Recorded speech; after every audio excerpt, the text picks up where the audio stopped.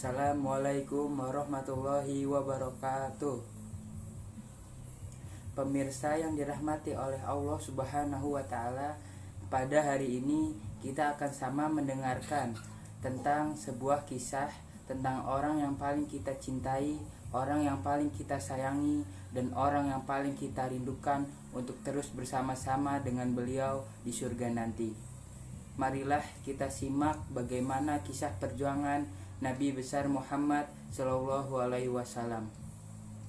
Sejak hijrah ke Madinah, Nabi Muhammad Shallallahu Alaihi Wasallam dan para sahabat selalu berdakwah kepada penduduk Madinah tanpa mengenal lelah dan putus asa.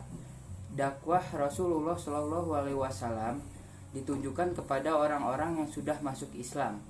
Dakwah kepada umat Islam bertujuan agar mereka mengetahui seluruh agama Islam, baik yang diturunkan di Mekah maupun yang diturunkan di Madinah, kemudian mengamalkannya dalam kehidupan sehari-hari, sehingga mereka betul-betul menjadi umat Islam yang bertakwa.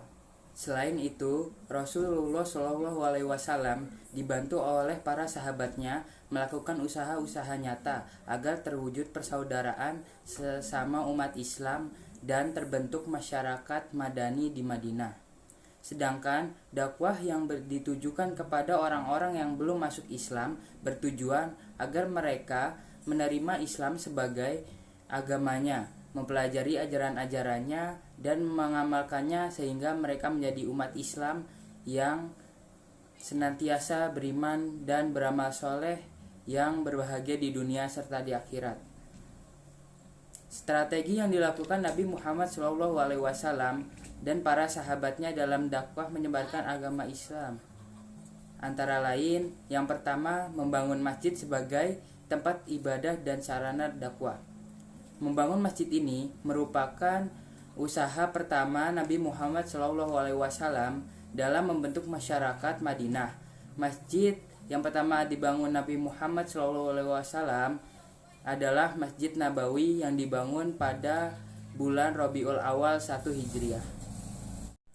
Yang kedua, membangun ekonomi rakyat dengan membangun pasar yang tidak jauh dari masjid. Untuk membangun perekonomian rakyat sekaligus sebagai sarana dalam menyebarkan agama Islam, Nabi Muhammad SAW dan para sahabatnya mendirikan pasar yang lokasinya tidak jauh dari Masjid Nabawi. Pasar yang dibangun dimaksud sebagai langkah untuk mendidik umat bagaimana ajaran Islam mengatur roda perekonomian yang begitu adil. Pasar tersebut telah merubah sistem pasar Yahudi yang pada saat itu dengan kehadiran pasar yang menganut sistem perekonomian Islam disambut hangat oleh masyarakat Madinah karena mampu menyuguhkan sistem perekonomian yang menguntungkan semua pihak, jauh dari riba dan keserakahan. Pasar Madinah inilah yang kemudian menjadi urat nadi perekonomian negara Islam yang pertama yang berpusat di Madinah. Yang ketiga adalah mempersaudarakan kaum muhajirin dan kaum ansar. Nabi Muhammad SAW dalam hijrahnya ke Madinah mempersaudarakan kaum muhajirin dan kaum ansar. Kaum muhajirin adalah orang-orang Islam dari kota Mekah yang ikut hijrah ke kota Madinah bersama dengan Nabi Muhammad SAW. Sedangkan kaum ansar adalah kaum yang menerima kedatangan umat Islam dari Madinah. Beliau mempersaudarakan kaum muhajirin dan kaum ansar agar mereka dapat saling membantu dan mengasihi satu sama lain. Kaum muhajirin meninggalkan semua harta benda di kota Mekah untuk hijrah bersama Nabi ke Madinah, sehingga sangat membutuhkan bantuan dari kaum ansar untuk memulai hidup baru. Persaudaraan ini juga akan membentuk suatu solidaritas antara kedua kaum tersebut yang nantinya sangat penting bagi perjuangan umat Islam. Yang keempat adalah Piagam Madinah. Piagam Madinah merupakan produk undang-undang hasil kompromi antar umat Islam dan umat non-muslim di Madinah yang digunakan sebagai dasar hidup dan aturan yang harus dipatuhi bersama antar pihak yang terkait.